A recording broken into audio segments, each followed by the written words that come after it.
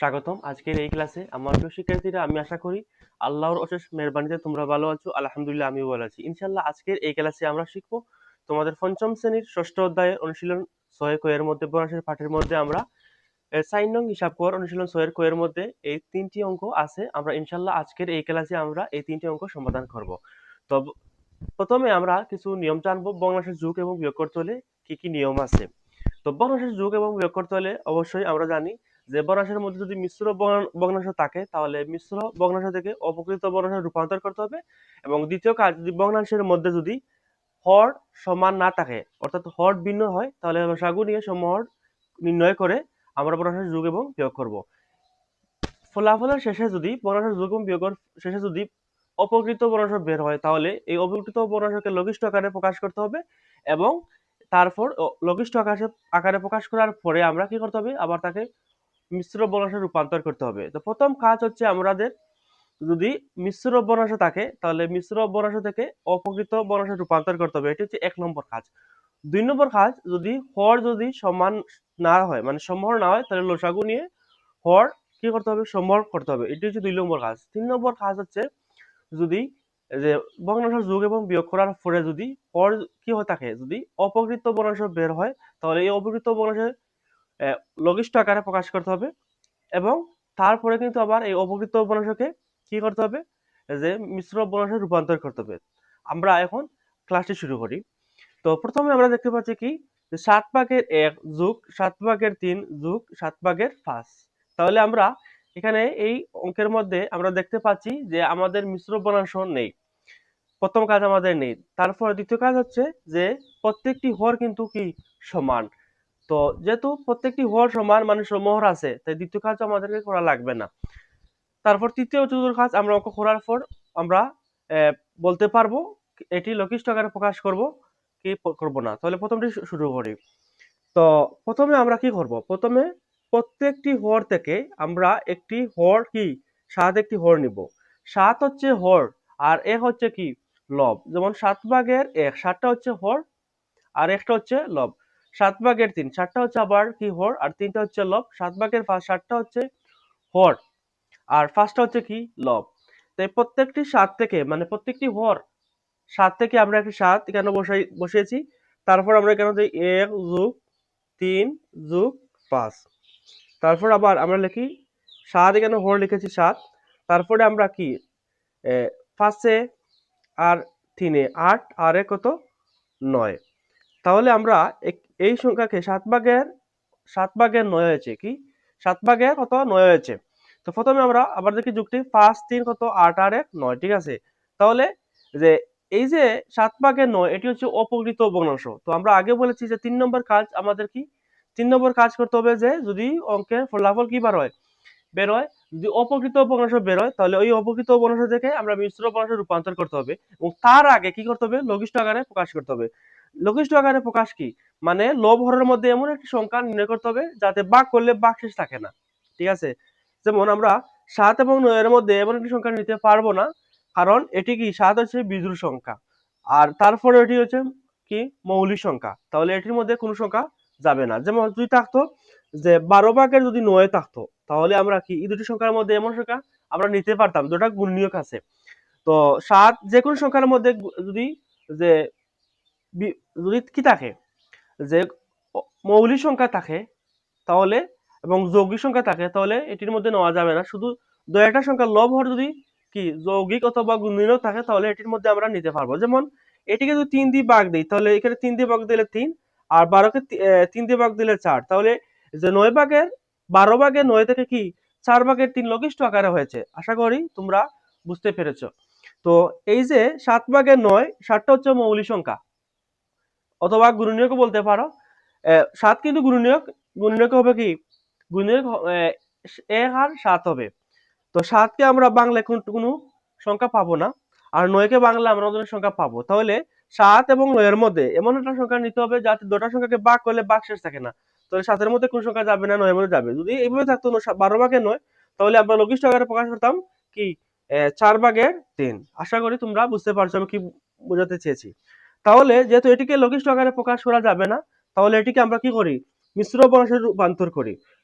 তাহলে আমরা 9 কে 7 দ্বারা আমরা কেন ভাগ করবো, তো 9 কে 7 দ্বারা ভাগ করলে যাবে একবার, 9 7 মাঝে কি 7 9 মাঝে যাবে একবার, তাহলে 7, 9 থেকে 7 বিয়োগ করলে কত 2, 7 8 9, ঠিক আছে। এই যে 2 হচ্ছে ভাগ শেষ, এটা উপরে চলে যাবে এবং 7টা এই যে 7 দিয়ে ভাগ দিচ্ছি 9 কে 7টা এখানে চলে আসবে, তাহলে উত্তর দাঁড়ালো কি 1 সমস্ত 7 ভাগের 2।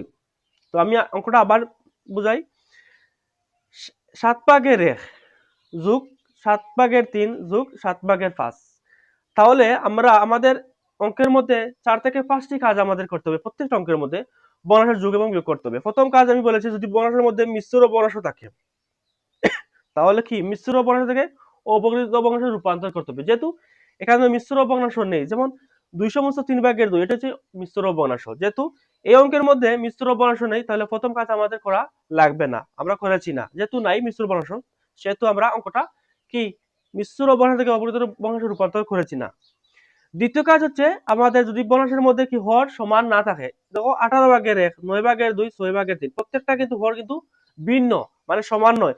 আমরা যে অঙ্ক প্রথমে করছি এখনো অঙ্ক, এই অঙ্কের মধ্যে কি আছে যে প্রত্যেকটি হর কি সমান আছে, তাই আমাদেরকে লসাগু নিয়ে সমহর নির্ণয় করা লাগছে না আমাদের, তাই আমরা সমহর নির্ণয় করেছি না। কেন, কারণ আমাদের হর প্রত্যেকটি 7 কি আছে সমান আছে, 7 7 আছে।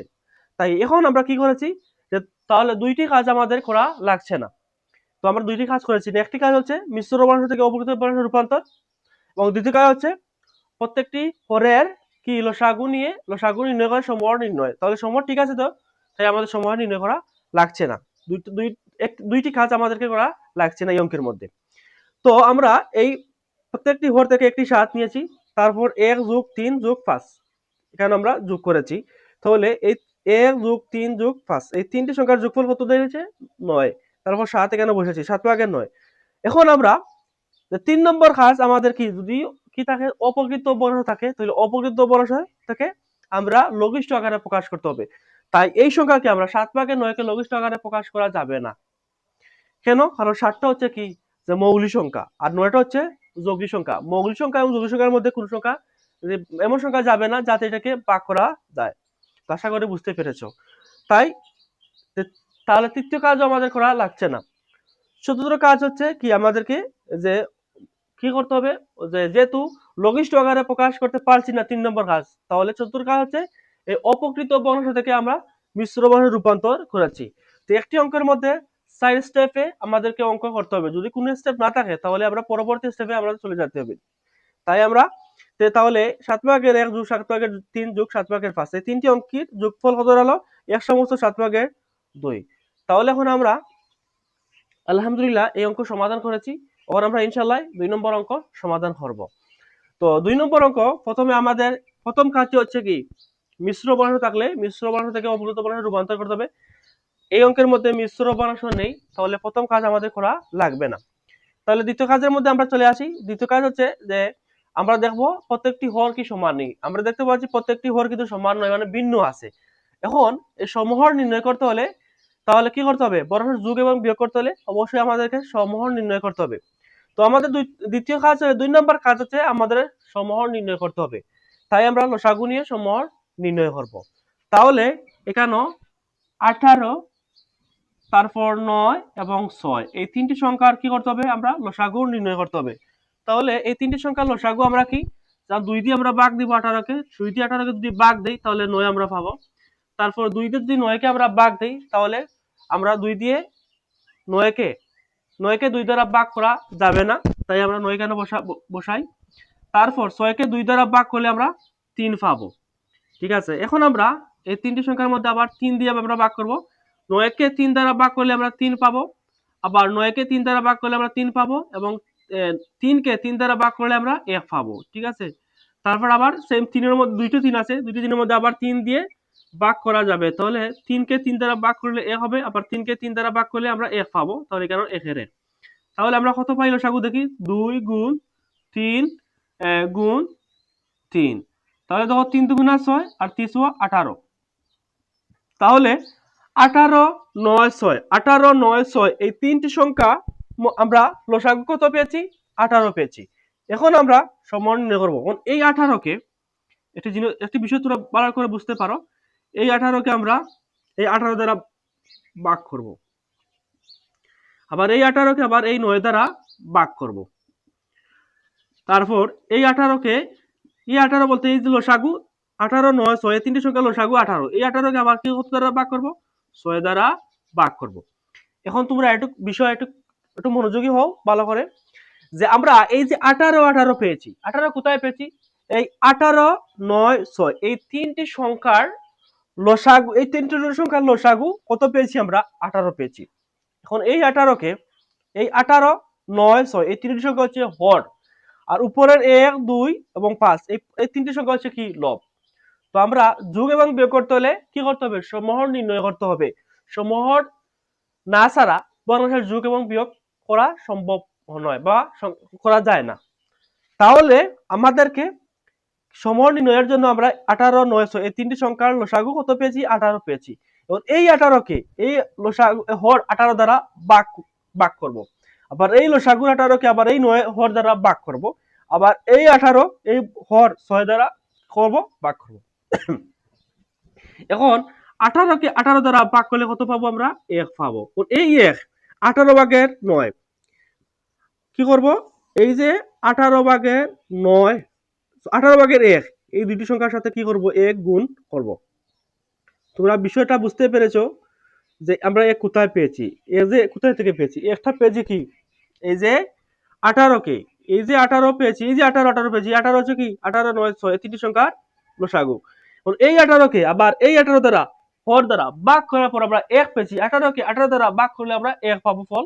এই 18কে 18 ভাগের 1 লব এবং হরের মধ্যে কি করেছি, গুণ করেছি। আমি আশা করি মাশাআল্লাহ তোমরা বুঝতে পেরেছো।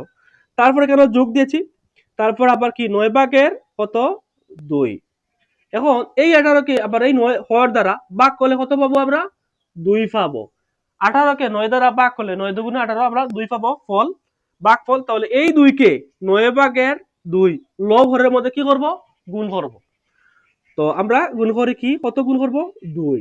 ঠিক আছে, এখন আবার যোগ কেন দেই, আবার লিখি কেন, 6 ভাগের কত 5 আমরা গুণ দিব। এখন আবার এই 18কে এই হর 6 দ্বারা ভাগ করলে কত পাবো, আবার 3 পাবো। কত, 18কে 6 দ্বারা ভাগ করলে আমরা ভাগফল কত পাবো, 3 3 6 18। এখন এই 3কে আমরা 6 ভাগের 5 হর এবং লবের মধ্যে কি করব, আমরা গুণ করব। তো তোমরা আশা করি তোমরা বুঝতে পেরেছো। আমি আশা করি তোমরা বুঝতে পেরেছো। এই যে আমরা হর এখন কি করব, নির্ণয় করব। তো এখন আমরা কি লিখি, 18 রেখে 18। তো এটা একটা বিষয় কি দাও, সব কিন্তু হর কিন্তু সমান হবে 18। আবার এখানে যোগ দেই, আবার 9 দুগুণা কত 18, আবার যোগ দেই কেন 3 কত 18। এখন আমরা কি দেখতে পাচ্ছি, প্রত্যেকটি হর কিন্তু আমরা কি করেছি, সমহর মানে সমান আছে, মানে সমহর করেছি। এখন আমরা যোগ করতে পারবো। তখন আমরা 1 একে 1, 2 দুগুণা 4, আর 3 কত 15। এখন আমরা কি করব, এখন এই যে প্রত্যেকটা 18 18 18 তিনটা হর থেকে আমরা একটি হর কি, তিনটা কিন্তু হর সমান মানে সমর আছে, সমর অবস্থায় আছে। এবং এই তিনটি 18 থেকে যে কোনো একটি 18 আমরা এখানে বসাই 18। তারপর এখন আমরা 1 যোগ 4 যোগ 15 কি করব, এখন যোগ করব। তো এখন দেখো এই 15 আর 4 যোগ করলে কত 19, আর কত 20। তাহলে আমরা কত 18 ভাগের কত 20। তাহলে আমরা কি কত পেয়েছি, 18 ভাগের 20 পেয়েছি। এখন আমরা কি করব, দেখো এখন 18 ভাগের 20, এখন এটি অপকৃত ভগ্নাংশ। প্রথম কাজ হচ্ছে আমাদেরকে যদি মিশ্র ভগ্নাংশ থাকে তাহলে মিশ্র ভগ্নাংশ থেকে অপকৃত ভগ্নাংশে রূপান্তর করতে হবে। দ্বিতীয় কাজ হচ্ছে যদি হর যদি সমান না থাকে তাহলে লসাগু নিয়ে সমহর নির্ণয় করতে হবে। আমরা প্রথমটা কাজ আমাদের করা লাগছে না যেহেতু মিশ্র ভগ্নাংশ নেই। দ্বিতীয় কাজ আমরা করেছি কি, হর কিন্তু ভিন্ন, তাই সমহর লসাগু নিয়ে সমহর কি করেছি 18 করেছি, মানে সমহর করেছি, দ্বিতীয় কাজ। তৃতীয় কাজ হচ্ছে যেহেতু অঙ্কের মধ্যে অপকৃত ভগ্নাংশ বের হয়েছে, তাহলে তৃতীয় কাজ হচ্ছে এই অপকৃত ভগ্নাংশকে লঘিষ্ঠ আকারে আমাদেরকে প্রকাশ করতে হবে। তো আমরা তৃতীয় কাজ আমরা করব। তো তৃতীয় কাজ করতে হলে 18 এবং 9 এই দুটি সংখ্যার মধ্যে এমন একটি সংখ্যা নির্ণয় করব যাতে প্রত্যেকটি সংখ্যার মধ্যে কি, যে ভাগ শেষ থাকে না কিন্তু ভাগ করা যায়।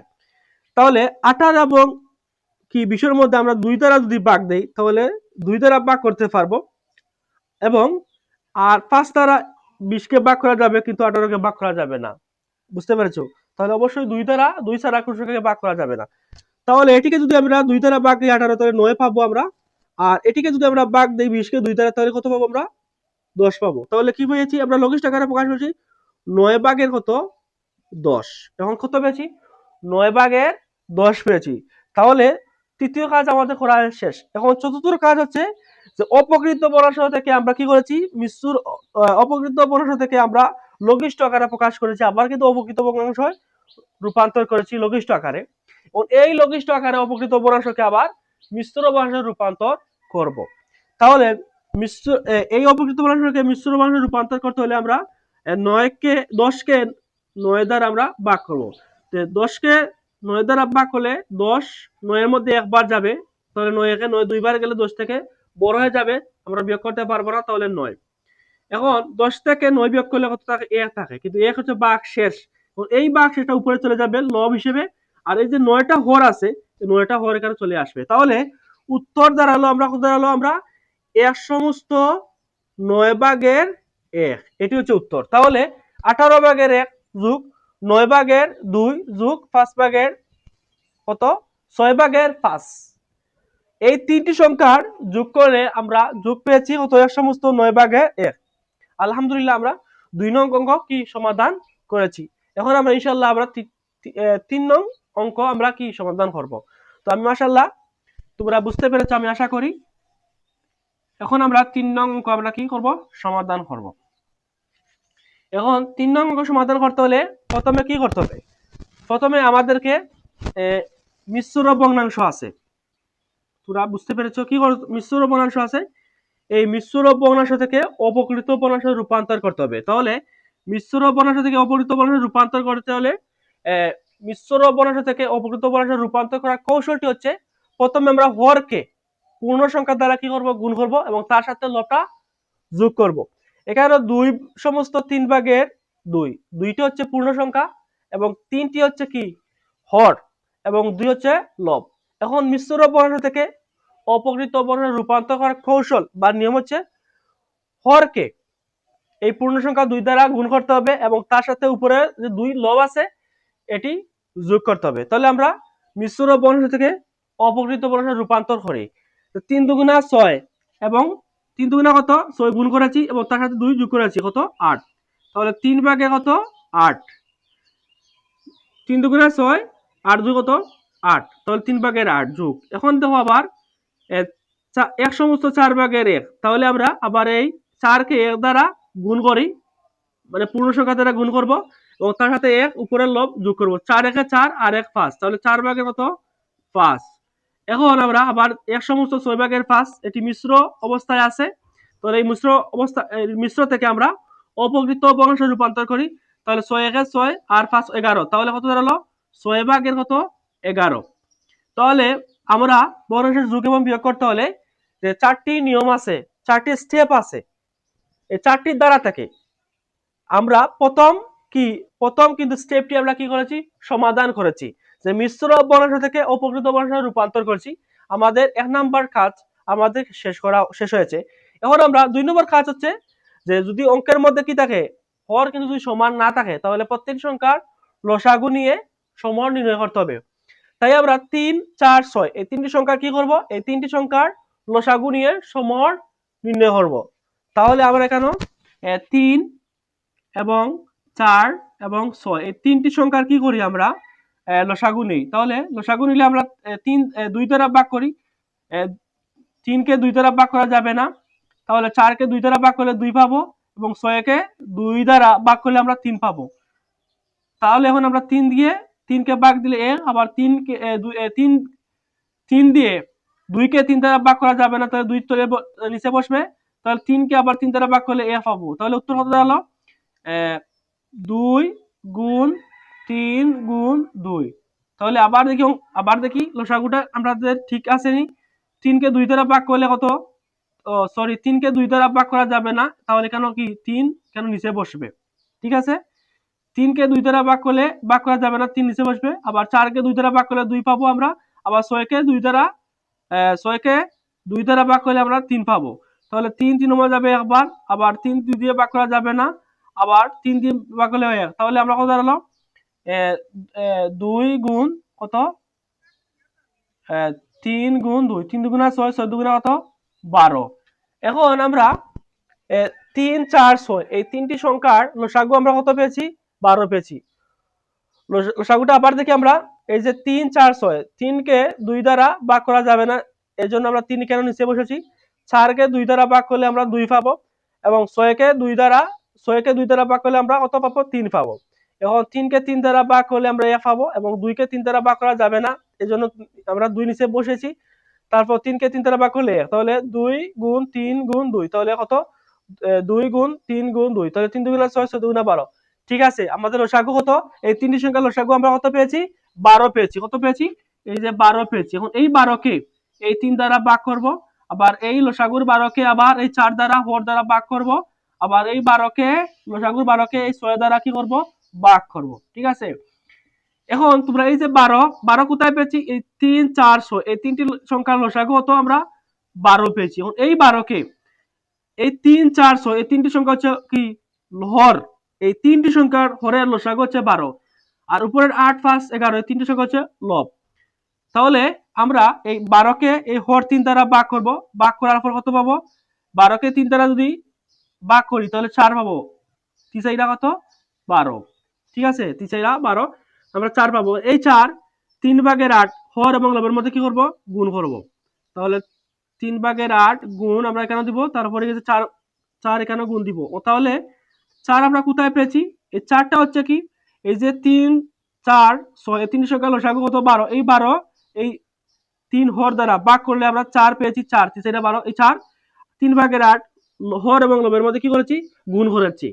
তারপর এখানে দেখো 4 ভাগের কত 5, এখন 4 ভাগের 5 এই যে 4 হর এই লসাগুর 12 কে আমরা 4 দ্বারা ভাগ করলে কত পাবো আমরা 3, 3 4 কত 12, 12 কে 4 দ্বারা ভাগ করলে 3 পাবো আমরা 3, এই 4 ভাগের 5 হর এবং লব দুটি সংখ্যার মধ্যে 3 কি করব আমরা গুণ করব।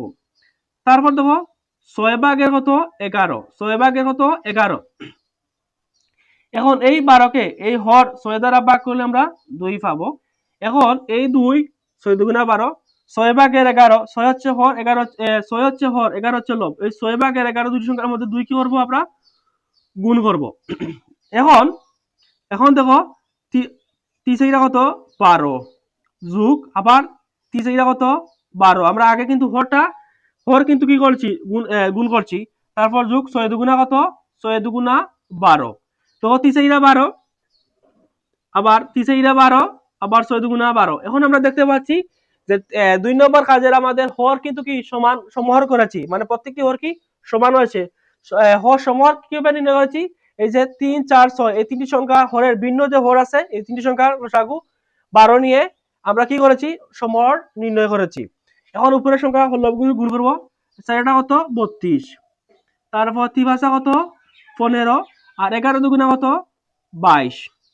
এখন আমরা এই প্রত্যেকটি হর থেকে একটি হর এখানে বসাই। এখন আমরা 32 যোগ 15 যোগ কত 22, 4টা কত 32, 3 15 আর 11 দুগুণা 22। এখন আমরা কি করব, এখানে আমরা 32 যোগ 15 যোগ কত 22, আমরা এই তিনটি সংখ্যা যোগ করি, তাহলে 5 আর 2 কত 5, 6 7 8 9 9, তাহলে 3 1 কত 3 আর 1 কত 4, 4 আর 4 আর 2 কত 4 5, 4 5 6, তাহলে 69। আমরা কত পেয়েছি 69 পেয়েছি। তাহলে আবার যোগটা দেখি, 5 আর 2 5 6 7 8 9, 3 আর 4 4 5 6। ঠিক আছে, তাহলে আমরা 69 পেয়েছি। তাহলে আমরা যোগ করে আমরা 12 ভাগের কত 69। এখন এই সংখ্যাকে আমরা কি এখন আমরা কেন আমরা লঘিষ্ঠ আকারে প্রকাশ করতে কি হয়নি, লঘিষ্ঠ আকারে কি করব প্রকাশ করব। দেখো এখন আমরা এটি আমরা ভাগ করি কেন, কত 12 ভাগের কত 69 কে 9 দ্বারা ভাগ করব, তাহলে কয়বার যাবে 5 12 60, 6 12 72, 5 বার যাবে, 5 12 কত 60। ঠিক আছে, 5 12 60, তাহলে 9 চলে আসলো, এই 9টা উপরে আমরা বসাই, তারপরে 12, তাহলে আমরা কত পেয়েছি এই যে 5 সমস্ত 12 ভাগে কত 9 এই ভাগটা 69 কে আমরা 12 দ্বারা যদি ভাগ করি তাহলে কবার যাবে 5 বার 60 তাহলে 69 থেকে যদি আমরা 60 বিয়োগ করি তাহলে 9টা ভাগ শেষ উপরে চলে যাবে 9 হিসেবে আর এখানে হরটা চলে আসবে তাহলে 5 সমস্ত 12 ভাগের 9 তাহলে 2 সমস্ত 3 ভাগের 2 যোগ 1 সমস্ত 4 ভাগের 1 যোগ 1 সমস্ত 6 ভাগের 5 এই তিন সংখ্যার আমরা কি পেয়েছি ফলাফল পেয়েছি 5 সমস্ত 12 ভাগের কত 9। তো আজকের ক্লাস এই পর্যন্ত। আজকের ক্লাস নিয়ে কমেন্টে তোমার মতামত জানাবে। তো ইনশাআল্লাহ আমরা এই তোমাদের এই পঞ্চম শ্রেণীর অধ্যায় 6 এর বর্ণসর অনুশীলন 6 কয়ের অন্য যে বাকিগুলো যে অঙ্ক আছে এই 4 5 6 ইনশাআল্লাহ অন্য ক্লাসে আমরা এই অঙ্কগুলো সমাধান করব। তো আজকের ক্লাস যদি ভালো লাগে তে লাইক করবে এবং শেয়ার করবে, তোমার এই শেয়ারের জন্য অন্যরা শেখার সুযোগ পাবে। তো এতক্ষণ এই ক্লাস করার জন্য তোমাকে অনেক অনেক ধন্যবাদ। তো ইনশাআল্লাহ অন্য একটি ক্লাসে দেখা হবে। সে পর্যন্ত ভালো থাকো, সুস্থ থাকো এবং নিরাপদ থাকো এবং অবশ্যই তোমার স্টাডি শান্তি মতো কন্টিনিউ করবে। আল্লাহ হাফিজ।